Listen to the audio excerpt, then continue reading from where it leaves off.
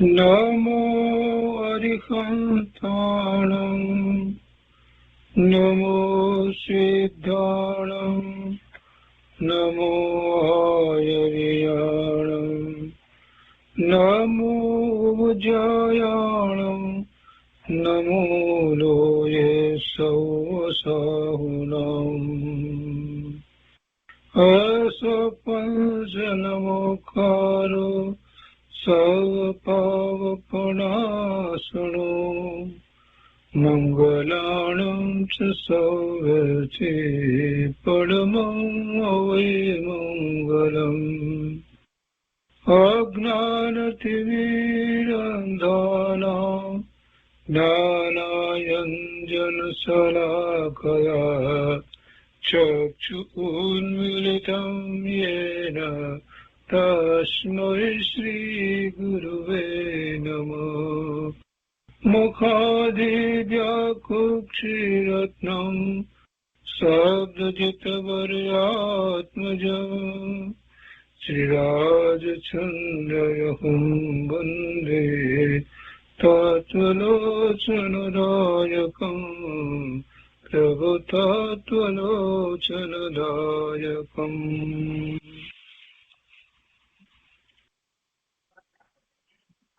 કૃપાળુદેવના વચનામૃતનો સ્વાધ્યાય. એમાં આપણે 23મા વર્ષના પત્રોનો સ્વાધ્યાય કરી રહ્યા છીએ. પત્રાંક 123 સુધી સ્વાધ્યાય થયો છે. હવે આજે આગળ પત્રાંક 124 થી સ્વાધ્યાય લઈએ છીએ. પાના નંબર 219 નીચે પત્ર 124. 124મો પત્ર ખીમજીભાઈ દેવજીભાઈ ઉપર લખાયો છે. અવાણિયા બંદર, સંવત 1946. પછી લખી નથી. કૃપાળુદેવ લખે છે કે જણમ જણમ દિશમ ઈચ્છડ તણમ તણમ દિશમ અપડીબદ્ધે. એનો અર્થ લખ્યો છે, જે દિશા વણી જવું ઈચ્છે તે દિશા જેને અપ્રતિબદ્ધ અર્થાત ખુલ્લી છે, રોકી શકતી નથી. જે દિશા વણી જવું ઈચ્છે તે દિશા જેને ખુલ્લી છે, રોકી શકતી નથી, અપ્રતિબદ્ધ છે. તો આવી દશાનો અભ્યાસ જ્યાં સુધી નહીં થાય ત્યાં સુધી યથાર્થ ત્યાગની ઉત્પત્તિ થવી કેમ સંભવે?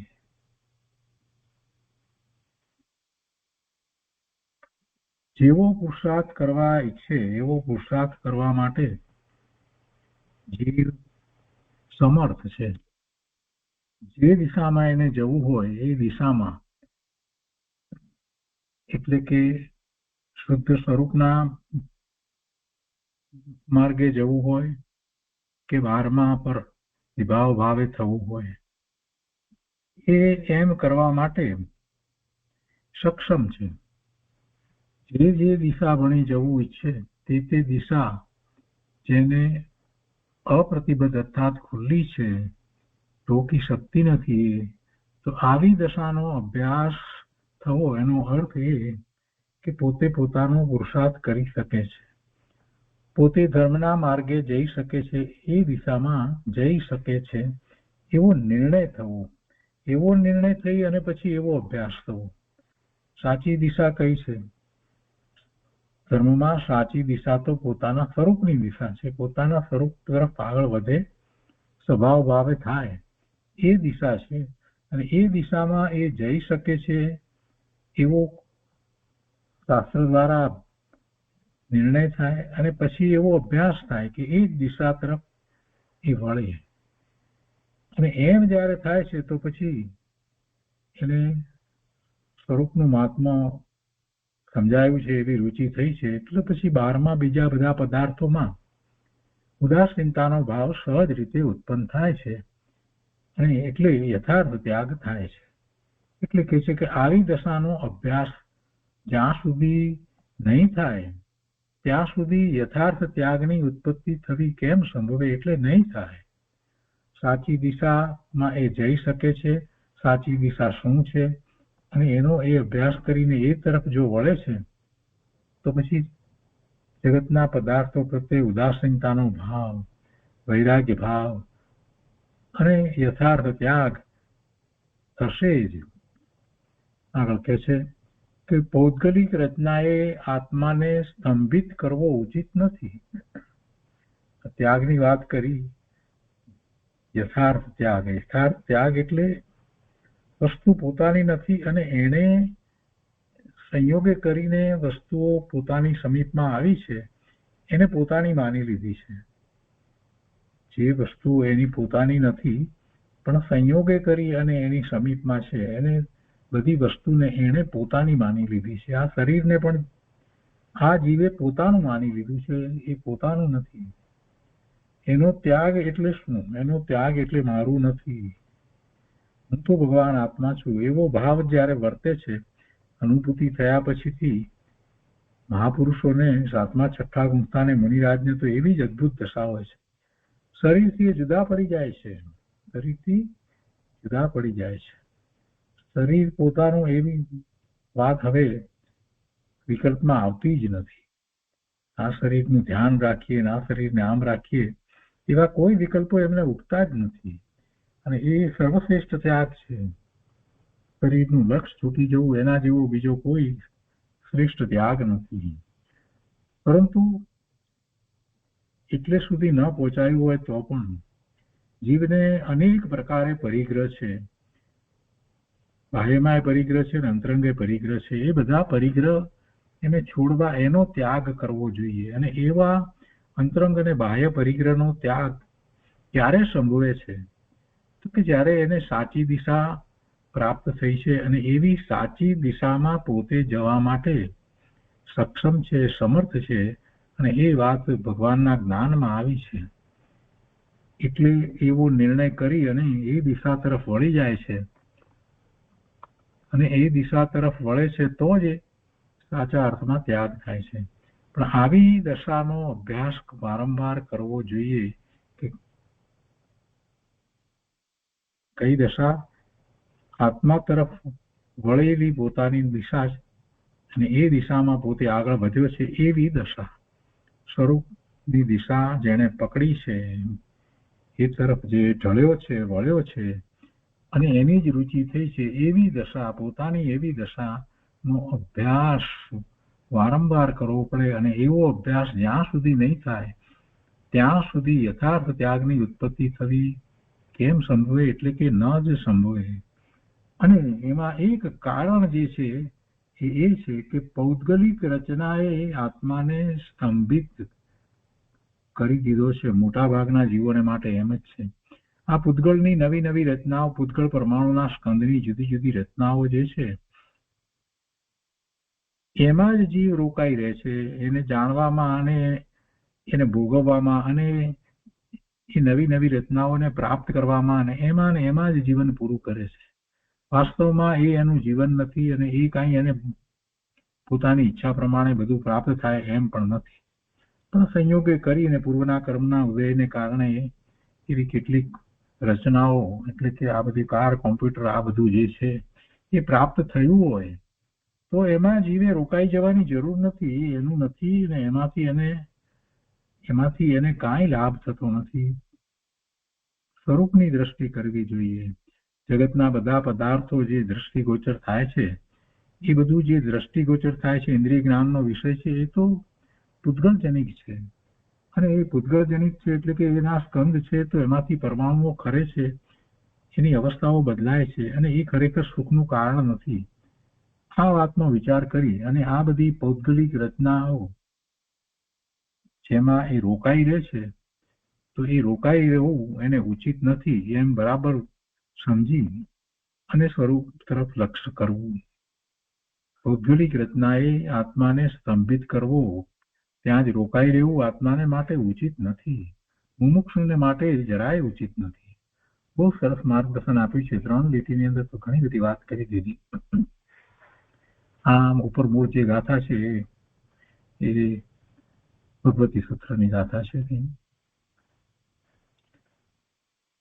તો એ પત્ર એ રીતે પૂરો થાય છે. ત્યાર પછીથી 125મો પત્ર છે. આ કોની ઉપર લખાયો છે તે સ્પષ્ટ છે, ખીમજીભાઈ ઉપર જ લખાયો છે. પહેલાનો પત્ર પણ ખીમજીભાઈ ઉપર જ લખાયો હતો, એટલે 124 અને 125 બંને પત્ર ખીમજીભાઈ પર લખાયેલા છે. આ પણ ટૂંકો પત્ર છે. વવાણિયા શ્રાવણ વદ 13 બુધવાર સંવત 1946. ધર્મ ઈચ્છક ભાઈશ્રી, ધર્મ ઈચ્છક ભાઈશ્રી એટલે ધર્મ ના ઈચ્છનારા ભાઈશ્રી, આજે મતાંતરથી ઉત્પન્ન થયેલા પહેલા પર્યુષણ આરંભાયા, આવતા માસમાં બીજા આરંભાશે. મતાંતરથી મત ફેર, કેટલાક લોકોના મત પ્રમાણે એમ કે પહેલા શ્રાવણમાં ગણે, એટલે કે શ્વેતાંબર શ્રાવણ મહિનાના છેલ્લા 4 દિવસ હોય છે ત્યાંથી શરૂ કરીને અને પછી ભાદરવા મહિનાના પહેલા 4 દિવસ, એમ 8 દિવસના પર્યુષણ હોય છે. અને ભાદરવા સુદ 5મ થી દિગંબર પર્યુષણ હોય છે. તો અહીંયા 2 શ્રાવણ હશે, પણ એટલે જો ને શ્રાવણ વદ 13 લખ્યું છે ને, એટલે કે છે કે આજે મતાંતરથી 2 પક્ષના મતમાં ફેર હશે. કોઈએ આ વખતે પર્યુષણ માન્યા પહેલા શ્રાવણમાં, કોઈએ બીજા શ્રાવણમાં માન્યા હોય, જે રીતે માન્યું હશે એ રીતે, કે 2 વખત બીજા માસમાં પણ એ આરંભ માનવામાં આવ્યો હશે. કદાચ દિગંબરની અપેક્ષાએ વિચાર કરીએ તો ત્યાં ભાદરવાથી શરૂ થાય, તો જો 2 ભાદરવા મહિના હોય તો જુદા જુદા મહિનામાં માને. અહીંયા કહે છે કે આજે મતાંતરથી ઉત્પન્ન થયેલા પહેલા પર્યુષણ આરંભાયા અને આવતા માસમાં બીજા આરંભાશે. આમાં તો બીજી કોઈ વાત નથી, પણ કૃપાળુ દેવે એમાં કોઈ પણ જાતની બીજી ટીકા ટિપ્પણી કરવાને બદલે એમણે કેવું સીધું લીધું છે એ વાત સમજવા જેવી છે. કૃપાળુ દેવ લખે છે કે સમ્યક દ્રષ્ટિથી મતાંતર દૂર મૂકી, બીજા પ્રકારના બધા મતાંતરોને દૂર મૂકી અને જોતા એ જ મતાંતર બેવડા લાભનું કારણ છે. કારણ બેવડો ધર્મ સંપાદન કરી શકશે. 2 વખત પર્યુષણ થશે તો સારી વાત છે, લાભ થશે, બેવડો લાભ થશે, બેવડો ધર્મ સંપાદન કરી શકાશે આ માસમાં અને પછીના માસમાં પણ ફરીથી ધારો કે કરવામાં આવે. કેટલાક લોકો એ વખતે કરશે, અત્યારે કેટલાક કરશે, આપણે 2 વખત કરી શકીએ, 2 વખત પર્યુષણ કરી શકીએ. તેમ અત્યારે પણ આપણે શ્વેતાંબર અને દિગંબર બંને પર્યુષણ આપણે લોકો લગભગ કરીએ છીએ. ઘણા ખરા લોકો આપણામાંના 18 દિવસ સુધી પર્યુષણ કરે છે અને એ યોગ્ય છે. પહેલા આપણે સ્થાનકવાસી હતા અને પછી ગુરુદેવમાં આગળ વધી અને પછી દિગંબર પ્રમાણે બધું કરીએ છીએ. પણ છતાંય પર્યુષણમાં એમ થાય છે કે પર્યુષણના માત્ર 10 દિવસના માટે શ્વેતાંબર પર્યુષણના 8 દિવસ અને પછી 10 લક્ષણના 10 દિવસ, એમ 18 દિવસના પર્યુષણ કરીએ તો આપણને તો લાભ જ છે ને. તો એવા કન્સેપ્ટથી 18 દિવસના પર્યુષણ તો કરીએ છીએ. અહીંયા તો બીજી વાત છે કે 2 માસની અંદર 2 પર્યુષણ આવશે અને કૃપાળુ દેવ એમાં તો કહે છે કે એ તો બેવડા લાભનું કારણ છે. જો એમનો દ્રષ્ટિકોણ કેટલો સરસ છે, બેવડા લાભનું કારણ છે.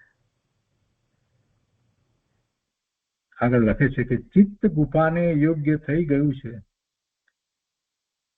કર્મ રચના વિચિત્ર છે. ચિત્ત ગુફાને યોગ્ય થઈ ગયું છે. ગુફાને યોગ્ય એટલે એકાંતમાં જવાનું હવે એમને અંતરમાં લાગી રહ્યું છે. પણ કર્મના ઉદયો એવા છે એટલે લખે છે કે કર્મ રચના વિચિત્ર છે.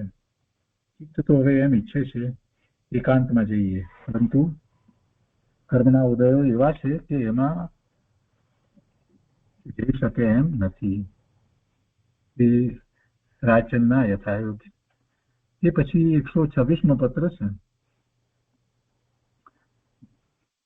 126મો પત્ર મનસુખરામભાઈ સૂર્યરામભાઈ ત્રિપાઠી ઉપર લખાયો છે અને એમની ઉપર પહેલાની જેમ જ આ પત્ર પણ વિસ્તારપૂર્વક લખ્યો છે. આમાં કૃપાળુ દેવે પોતાની ચિંતન પૂર્વક અને પોતાને જે અનુભવ વગેરે જે છે એના પૂર્વક કેટલી વાતો લખી છે. એ બધી વાત, કેટલીક વાતો છે તે બધી વાત ખરેખર મુમુક્ષુને ઉપયોગી થાય એવી વાત છે. તો આપણે 126મો પત્ર વાંચીએ છીએ. વવાણિયા પ્રથમ ભાદ્રવ એટલે 2 ભાદરવા મહિના હશે, એટલે 2 શ્રાવણ નહીં પણ 2 ભાદરવા હશે, એટલે એ રીતે 2 વખત કરીશું. સપ્ટેમ્બરમાં પણ લીધા હશે ને દિગંબરમાં પણ એવી રીતે કદાચ લીધા હશે.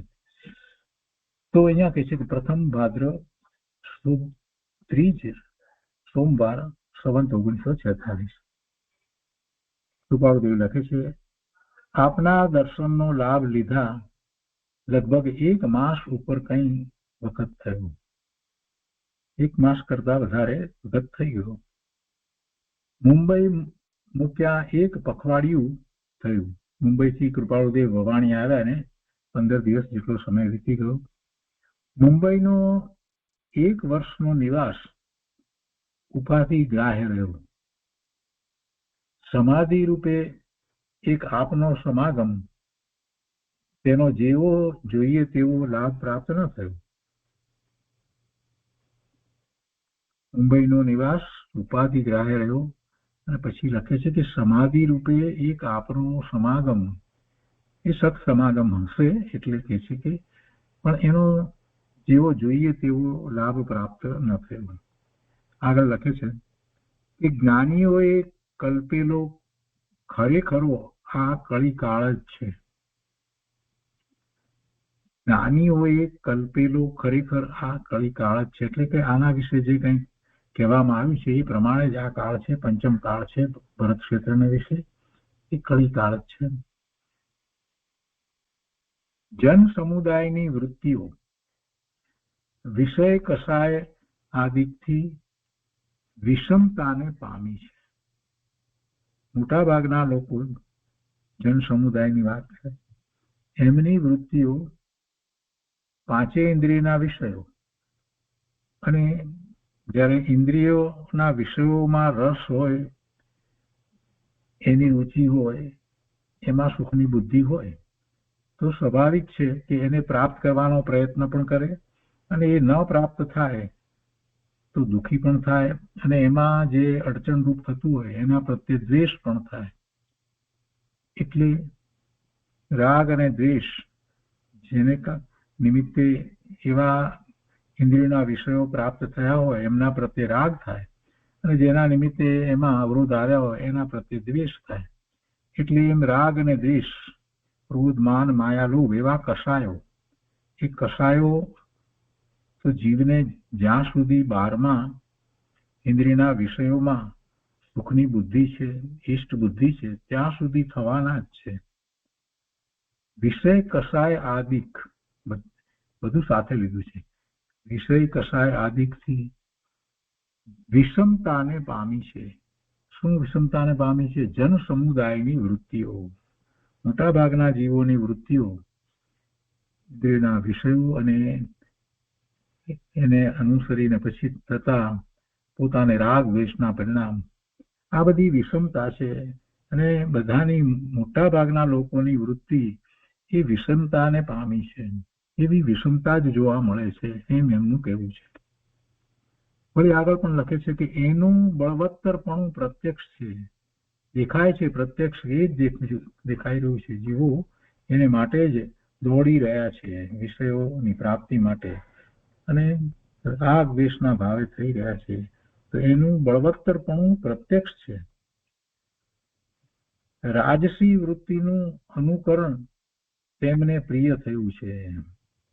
રાજસી વૃત્તિનું એટલે બેફામ ગમે તેમ ઇન્દ્રિય વિષયના ભોગ વગેરે ભોગવવા, પ્રમાદ, એ બધી વૃત્તિ, એ રાજસી વૃત્તિનું અનુકરણ તેમને પ્રિય થયું છે. એ ગમે છે બધાને. એમ નથી કે સ્વરૂપના લક્ષ્ય સાચો પુરુષાર્થ ઉપાડીએ અને એ માટે એવા મહાપુરુષોની નિશ્રામાં જઈએ, એવા શાસ્ત્રના અધ્યયન કરીએ, આ બધું નહીં.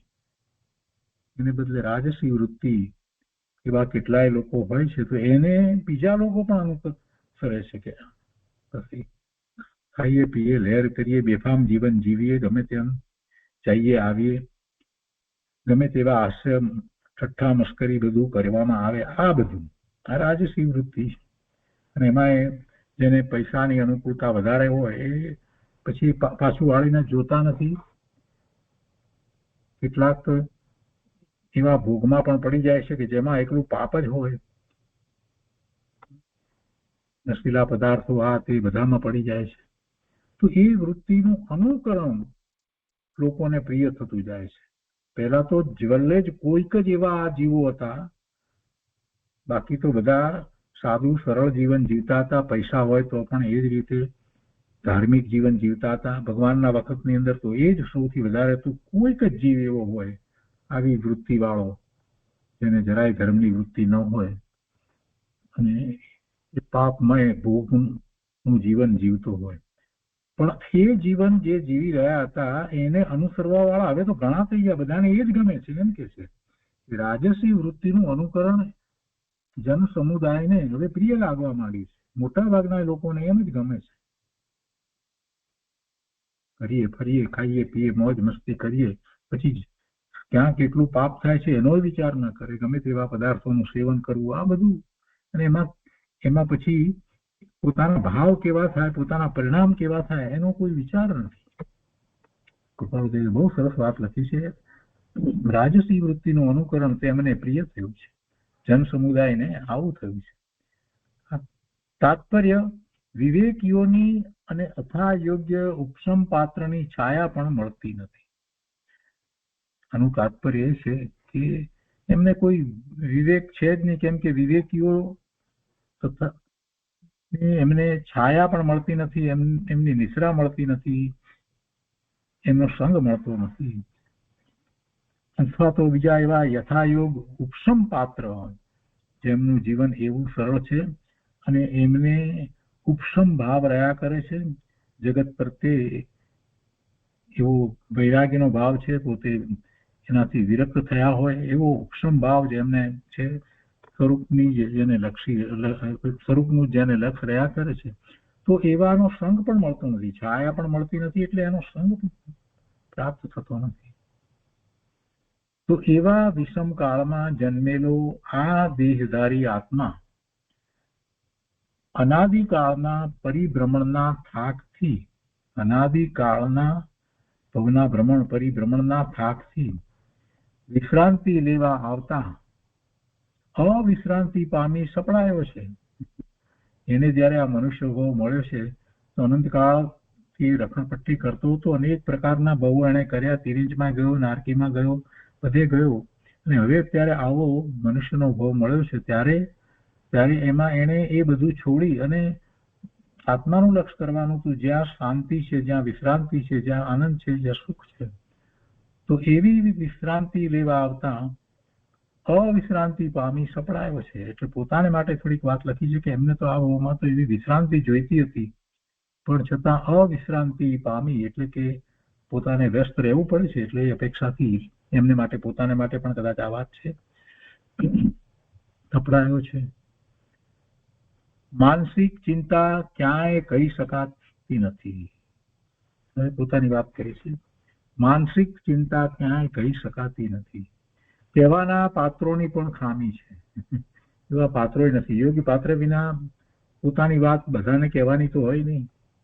કોને કહેવાય, કોની આગળ એ પોતાની વાત કરવામાં આવે, પોતાને જે કઈ એવી માનસિક ચિંતાનું કંઈક કારણ, શું કારણ છે કૃપાળુદેવને, કે બીજું કોઈ કારણ નથી. પોતાને પોતાના સ્વભાવ ભાવે રહેવા માટે હવે વધારે ને વધારે એકાંત વગેરેની જરૂર લાગે છે, વિશેષ સમાધિ વગેરેની એમની ભાવના છે, અને એ નથી થઈ શકતું કેમ કે એવા સંયોગો છે, કોઈક વેપાર વગેરેમાં જોડાવવું પડે છે, એટલે એ રીતે એ માનસિક ચિંતા છે. એ છે કે માનસિક ચિંતા ક્યાંય કહી શકાતી નથી, કહેવાના પાત્રોની પણ ખામી છે. ત્યાં હવે શું કરવું? જોકે હવે કહે છે કે જોકે યથા યોગ્ય ઉપશમ ભાવને પામેલો આત્મા સંસાર અને મોક્ષ પર સમવૃત્તિ વાળો હોય છે. આ મોટી વાત છે.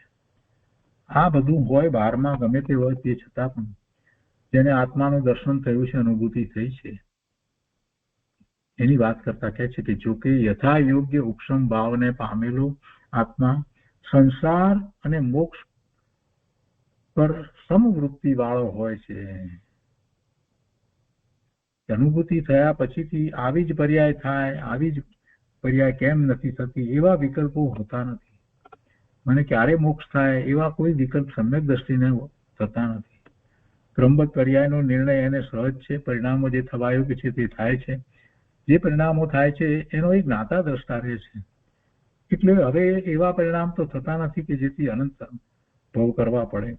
અને જે કંઈ અલ્પ બંધ પડે છે એ બંધ તો થોડા વખતમાં એનો અંત આવી જવાનો છે. વધુ ભોગ થવાના નથી.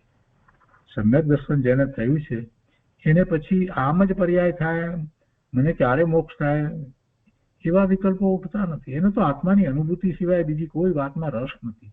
વારંવાર પોતાના સ્વભાવ ભાવે થવું અને આત્મામાંથી આવતા સુખ શાંતિનો અનુભવ કરવો એ જ હોય છે. એટલે એને એ પર્યાય જે છે એના પ્રત્યે એમ સમવૃત્તિ હોય છે. સંસાર અને મોક્ષ પર સમવૃત્તિ વાળો એ હોય છે. જે ખરેખર ઉપશમ ભાવને પામેલો, એટલે કે જેને સમ્યક દર્શન થયું છે એમાં આમાં એવો અર્થ સમાય છે.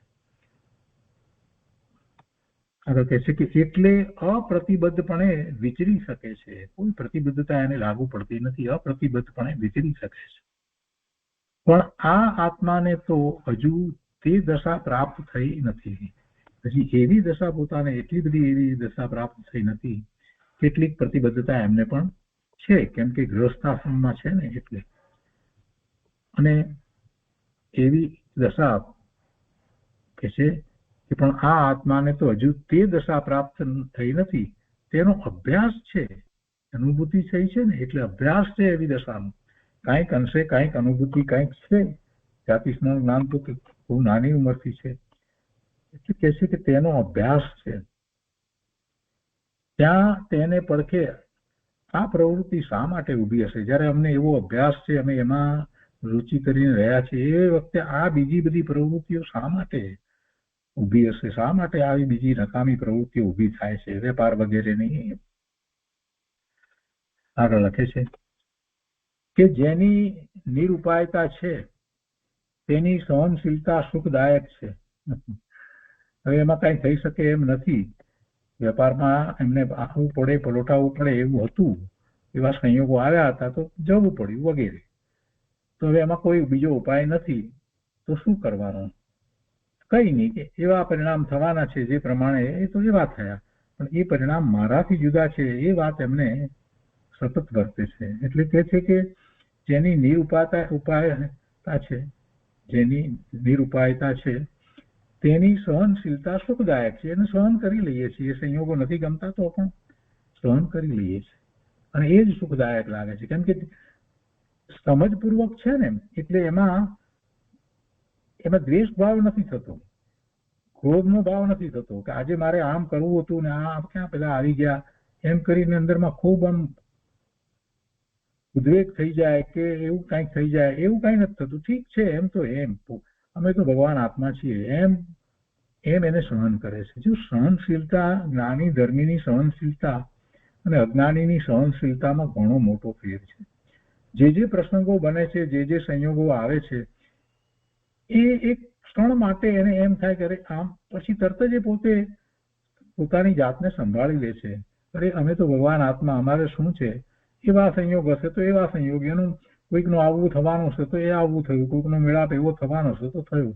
છતાં અમે તો અમારામાં છીએ, અમને એ બધા કાંઈ સ્પર્શતા નથી, એ અમારાથી તદ્દન ભિન્ન છે. એવો દ્રષ્ટિકોણ એમને સતત રહે છે. એટલે વિચલિત થતા નથી. અને ન ઈચ્છવા યોગ્ય એવા કેટલાક લોકો આવી ચડે છે તો એથી વિચલિત થયા વગર એને સહન કરે છે. સહન કરવું એનો અર્થ એ છે કે પોતાને જે પ્રકારે શાંતિ જોઈતી તે શાંતિનો અત્યારે ભંગ થઈ રહ્યો છે એટલે એમ સહન કરવાનું થાય છે. જો એ ન હોત, જે સંગ થયો, જે કરવા લાયક ન હતો એવો સંગ થયો, તો એવો સંગ ન થયો હોત તો પોતે કદાચ સમાધિ કરી શકત, પોતાના આત્મામાં વિશેષ એકાગ્રતા કરી શકત. પણ એવું નથી થઈ શકતું.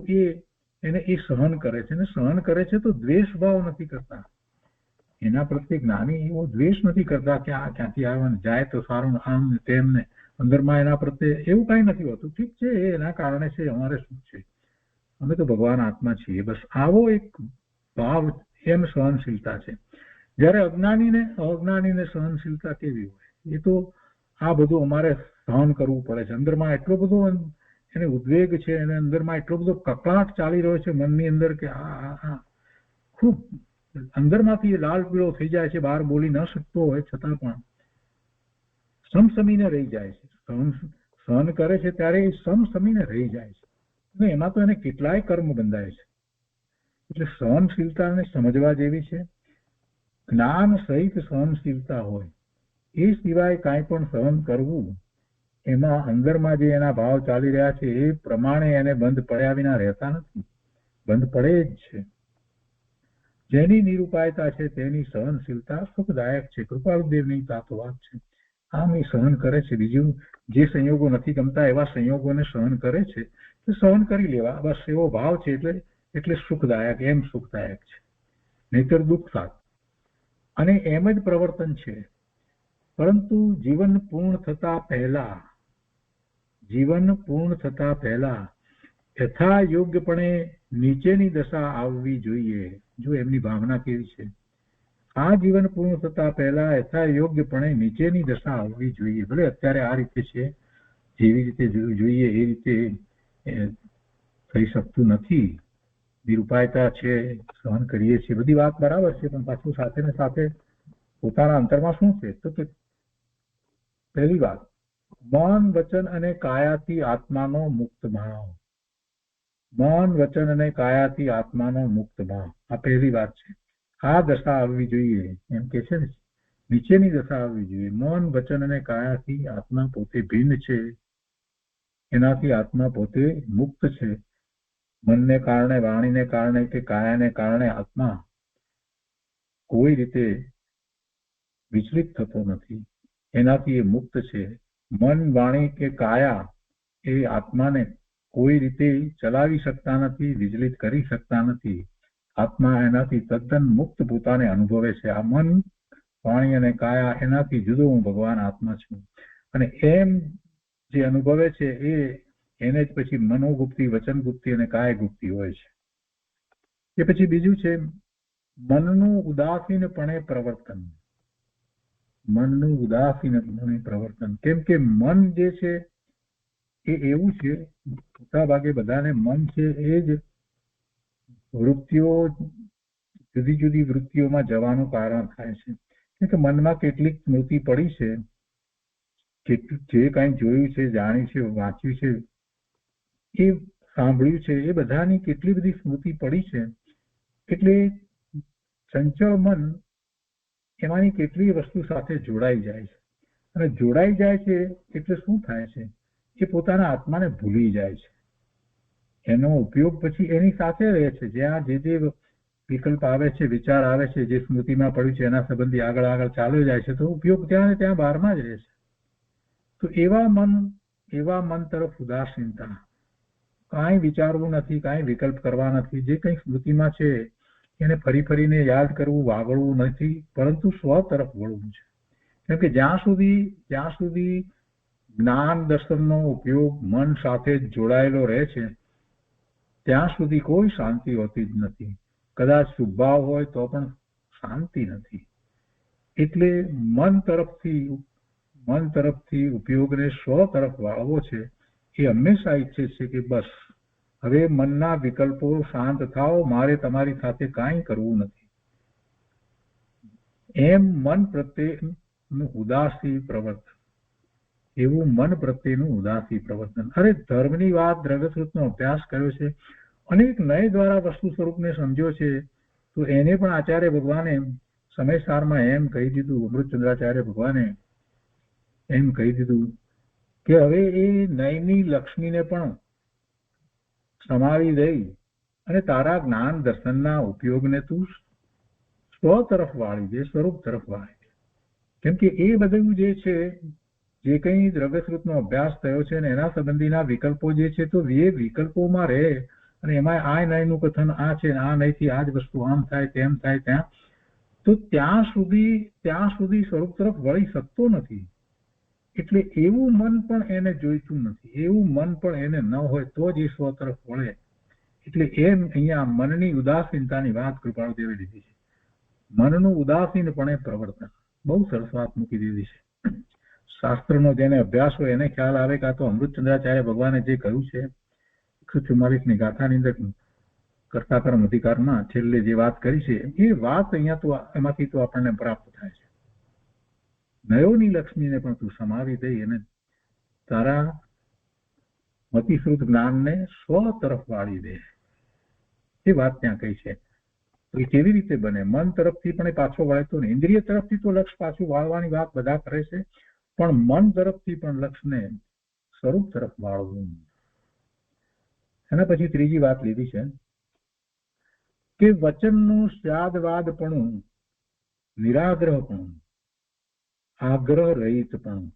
જો વચનનું સ્યાદવાદપણું જે અહીંયા કહ્યું છે તો એ વચનનું સ્યાદવાદપણામાં તો બધાને એમ હોય કે બરાબર છે, વાણીમાં વસ્તુ સ્વરૂપ સમજાવવામાં આવ્યું હોય તો અનેક નય દ્વારા વસ્તુ સમજાવવામાં આવી હોય. એક નયથી વસ્તુ આમ છે, બીજા નયથી વસ્તુ આમ છે.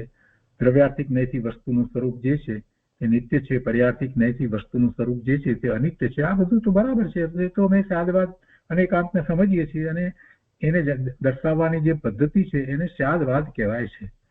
એટલે બધાને આમ છે ને એમને આવડે છે એવું જ લોકોનું માનવું છે. અહીંયા કે છે કે વચનનું સ્યાદવાદપણું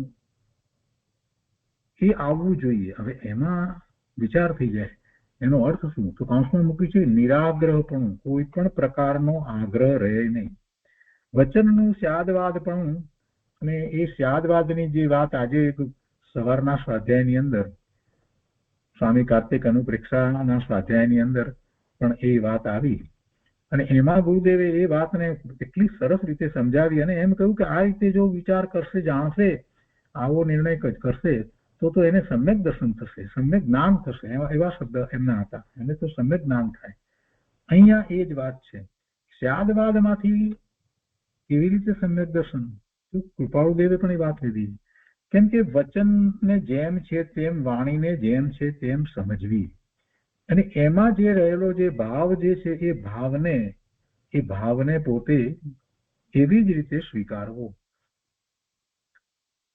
વસ્તુ એકાંતે કઈ નથી. ભગવાને વસ્તુને જેમ છે તેમ કહી છે અને એક નય દ્વારા કહી છે. ત્યારે એવો વિચાર કરવામાં આવે છે તો વસ્તુનું સ્વરૂપ કેવું છે?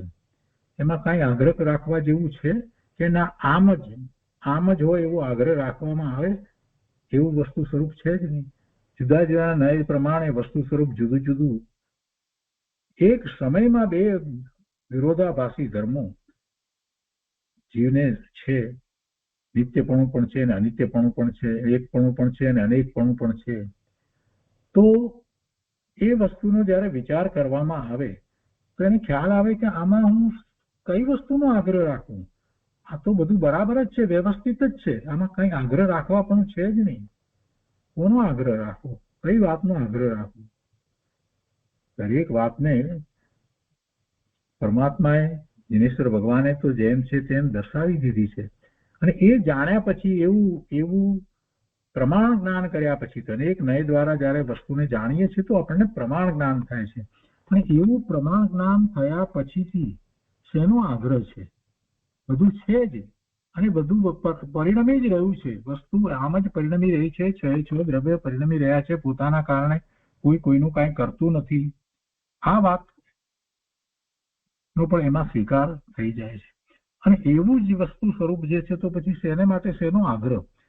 કોઈ વસ્તુનો ક્યાંય કોઈ રીતે જેને આગ્રહ જ નથી તો એની દ્રષ્ટિ પછી સ્વરૂપ તરફ વળી જાય છે અને બહારમાં કાંઈ લેવા દેવા કાંઈ છે જ નહીં. બીજી રીતે કહીએ તો ને એને પરનું કરતાપણું પણ છૂટી જાય છે, પરનું અકર્તા પણ થઈ જાય છે. બહારમાં એને કોઈ હિતની બુદ્ધિ, ઇષ્ટ બુદ્ધિ, સુખની બુદ્ધિ પણ રહેતી નથી. કોઈ પ્રકારે કાંઈ રહેતું નથી. અને આવી જયારે દશા થાય છે તો પછી એ ખરેખર એ સ્વ તરફ વળવા માટે નવરો થયો છે. હવે એ બહાર નહીં રહે. કેમ કે હવે બહારમાં એને કાંઈ હિત બુદ્ધિ રહી નથી. બધું બરાબર સમજાઈ ગયું છે. એટલે વચનનું સ્યાદવાદ પણ.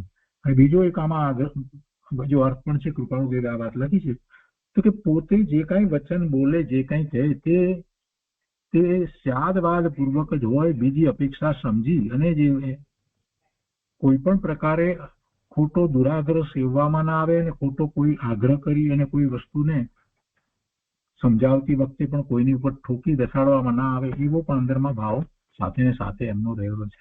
એટલે બીજી રીતે વસ્તુ પોતાને પણ ગ્રહવી નથી અને બીજાને વચનમાં પણ કહેવી નથી. એટલે એવું વચનનું સ્વાદવાદ પણ એ વાત પણ સ્થૂળપણે છે તે પણ સમજાય છે. એના પછી ચોથી વાત છે કાયાની વૃક્ષ દશા. વૃક્ષ દશા ઝાડ જેવી દશા કાયાની એટલે શું? કાંસમાં આપ્યું છે કે આહાર વિહારની નિયમિતતા. આહાર વિહારની નિયમિતતા કેમ વૃક્ષ દશા સાથે સષ્ટાવી છે? જો વૃક્ષને એને એ આહાર કેવી રીતે લે છે?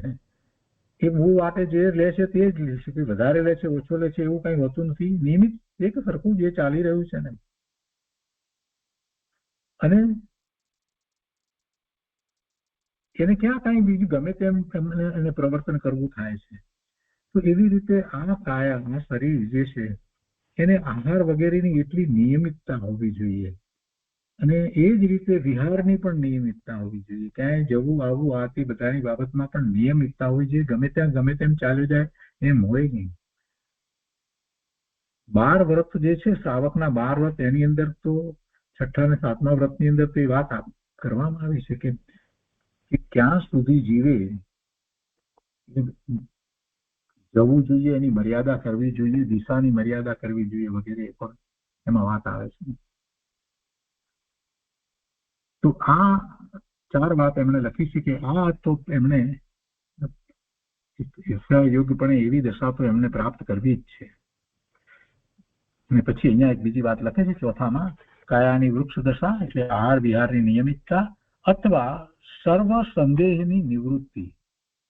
કોઈ સંદેહ રહે નહીં, સર્વ ભયનું છૂટવું, કોઈ ભય રહે નહીં, અને સર્વ અજ્ઞાનનો નાશ.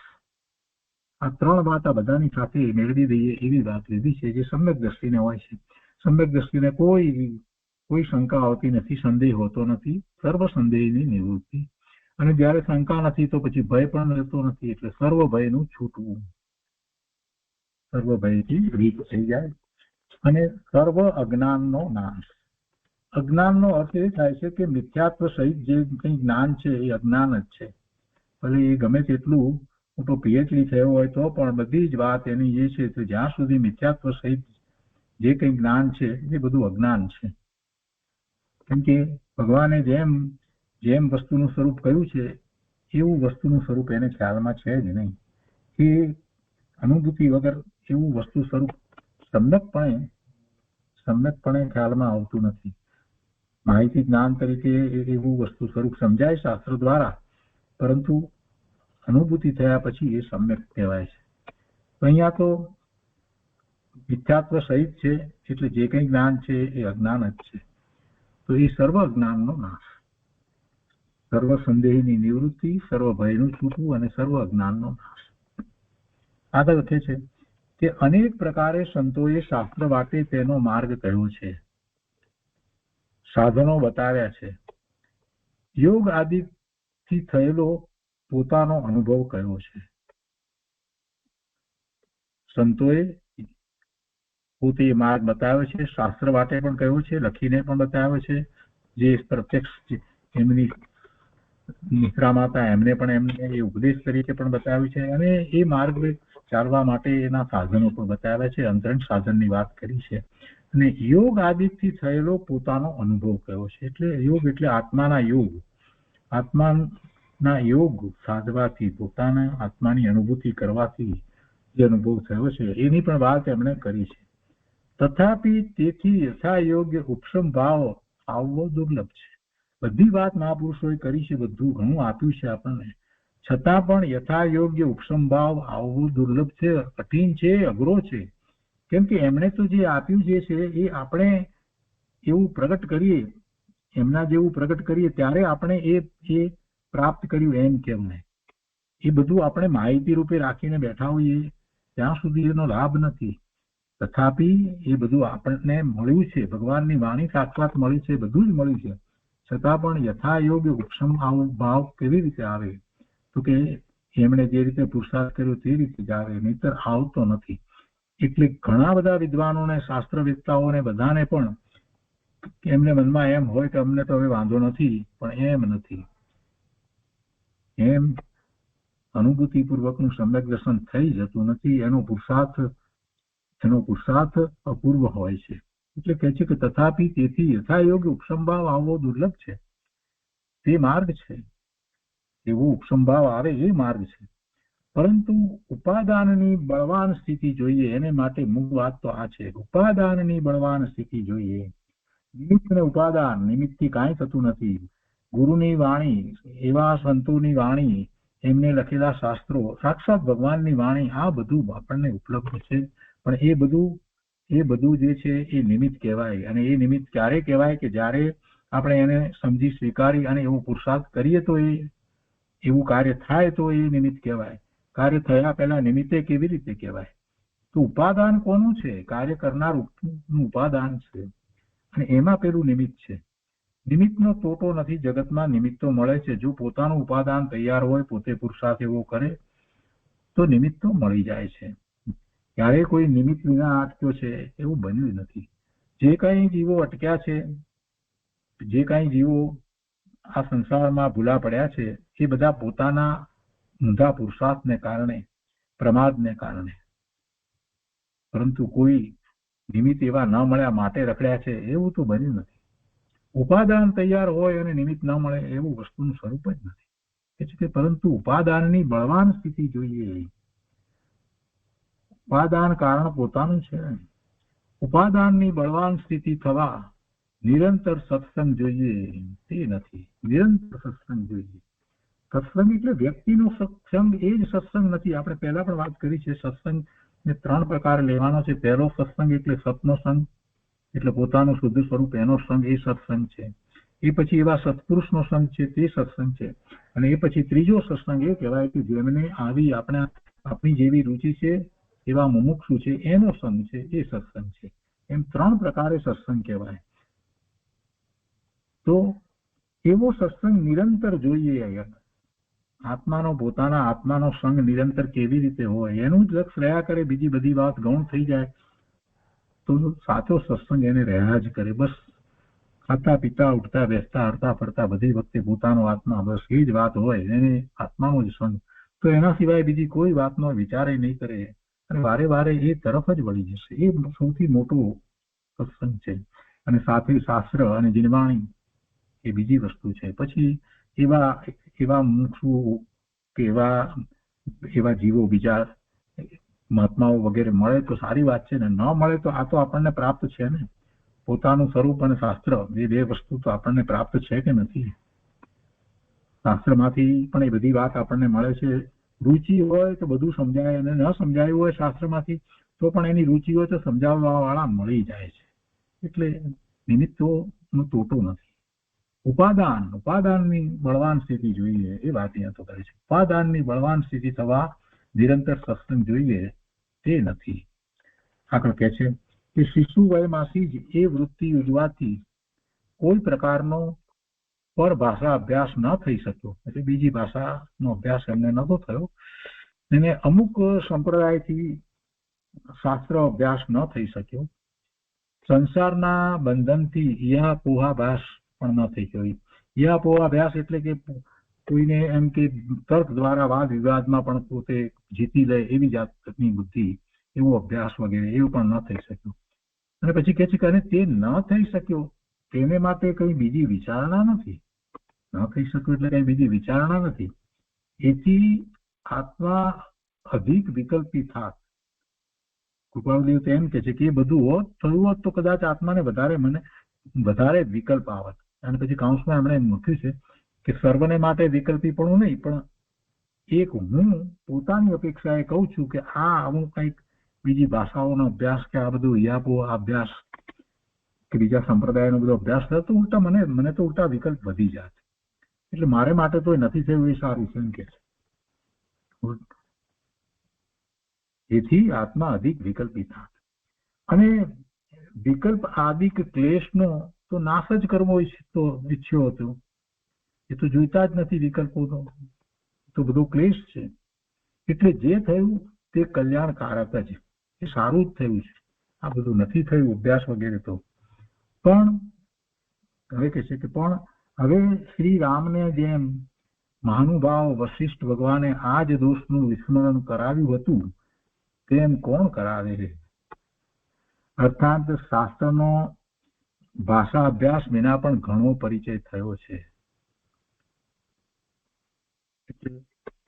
બધા શાસ્ત્રો નો અભ્યાસ ભાષાનો એટલો અભ્યાસ ન તો છતાં પણ પરિચય તો થયો જ છે. અને જેમ કેમ છે કે શ્રી રામને જેમ વશિષ્ઠ ભગવાને આ દોષનું વિસ્મરણ કરાવ્યું હતું એવી રીતે અમે પણ શું તેમ કોણ કરાવે? તો કે છે કે અમને તો એવું વિસ્મરણ છે જ કે શું છે કે શાસ્ત્રનો ભાષા અભ્યાસ વિના પણ ઘણો પરિચય થયો છે. શાસ્ત્રનો પરિચય કૃપાળુદેવને ઘણો થયો છે. ભલે એટલું અર્ધમાર્ગથી કે ન આવડતું હોય સંસ્કૃત વગેરે અમુક રીતે, છતાં પણ એ ઘણો પરિચય થયો છે. ધર્મના વ્યવહારિક જ્ઞાતાઓનો પણ પરિચય થયો છે. તથાપિ ધર્મના વ્યવહારિક જ્ઞાતાઓનો પણ પરિચય થયો છે, એટલે એવા વિદ્વાનો વગેરેનો પણ. તથાપિ આ આત્માનું આનંદ આવરણ એથી ટળે એમ નથી. એ બધાનો પરિચય થયો છે તો પણ કઈ આત્માનું આનંદ આવરણ એટલે આત્મા જ્ઞાન આનંદ સ્વભાવી છે તે એની ઉપર રહેલું આવરણ એથી કઈ ટળે એમ નથી. એ આવરણ તો કેવી રીતે ટળે છે? સ્વરૂપનું લક્ષ્ય કરી એમાં એકાગ્રતા કરવાથી ટળે છે. કે છે કે આ આત્માનું આનંદ આવરણ એથી ટળે એમ નથી. માત્ર સત્સંગ સિવાય, યોગ સમાધિ સિવાય ત્યાં કેમ કરવું? એના સિવાય તો કોઈ બીજો માર્ગ નથી. યોગ સમાધિ રાખવામાં એકાગ્રતા અને સત્સંગ, સત્નો સંગ આપણે જે રીતે હમણાં વાત કરી 3 રીતે એવો સત્નો સંગ. માત્ર સત્સંગ સિવાય, યોગ સમાધિ સિવાય ત્યાં કેમ કરવું? બીજો કોઈ ઉપાય નથી લાગતો. અને આટલું પણ દર્શાવવાનું કોઈ સત્પાત્ર સ્થળ નહોતું. આ પોતાની વાત છે એ દર્શાવી તો એને માટેનું સત્પાત્ર સ્થળ નહોતું. ભાગ્યોદયે આપ મળ્યા કે જેને એ જ રોમે રોમે રુચિ કરશે. આપને પણ આવી રુચિ છે એટલે મેં આ બધી વાત આપને લખી છે એમ કહી અને પછી આગળ પત્ર અહીંયા પૂરો કર્યો છે. બહુ સરસ પત્ર છે. ઘણી બધી વાત આમાંથી આપણને પુરુષાર્થ માટે પ્રાપ્ત થાય છે. તો આજનો સ્વાધ્યાય આ 126મા પત્ર સુધી રાખીએ છીએ. સુખધામ અનંત સુસંત ચહી दिन रात्र रहे तज ध्यान मही पर शांति अनंत सुधामय जे प्रणमो पदते वर्ते जयते प्रणमो पदते वर्ते जयते. जय जिनेन्द्र. જય જીનેન્દ્ર. જય જીનેન્દ્ર. જય જીનેન્દ્ર. જય જીનેન્દ્ર. જય જીનેન્દ્ર. જય જીનેન્દ્ર. જય જીનેન્દ્ર.